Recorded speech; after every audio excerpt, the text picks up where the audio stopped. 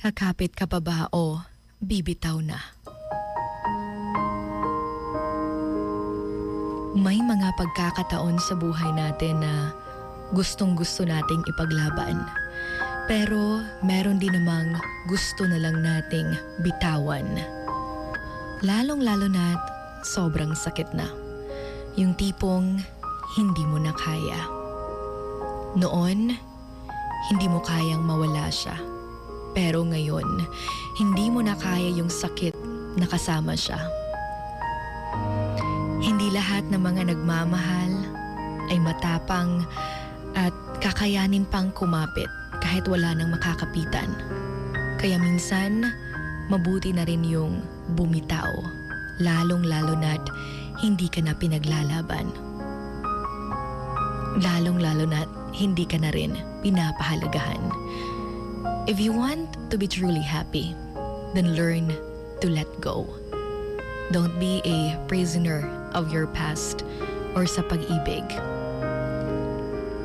Dahil minsan, kahit pinaglalaruan na tayo, pinaglalaban pa rin natin. Well, hindi naman masamang kumapit pa. Pero naway, alam mo kung sasaya ka pa ba kasama siya? O kung mahal ka pa ba niya? O kung pinapahalagahan ka pa ba? Dahil baka ikaw na lang talaga yung kumakapit at kapag pinagpapatuloy mo, baka hindi mo nakakayanin yung sakit.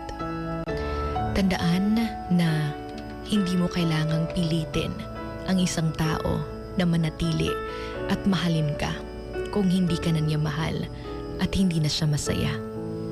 Kaya dapat palayain mo na. Huwag mo nang pahirapan pa. Huwag mo nang pahirapan pa yung puso mo. Sabihin mo sa kanya yung totoo. Dahil nung una pa lang, ramdam mo naman na unti-unti na siyang nawawala. Ikaw lang talaga yung kusa pang kumakapit kahit alam mong dapat naman mo na sana siyang bitawan. Minsan, kailangan mong bitawan dahil mabigat na. Dahil noong mga panahong ikaw yung nag-hold on, siya naman yung nagli-let go. Alam nating mahirap bumitaw. Sabi nga nila, it hurts to let go. But sometimes, it hurts more to hold on. This is Sugar Dolly, your Hugot Babe, and you're on Wild FM 103.1. This is Emotions Going Wild. Emotions going wild. Emotions going wild.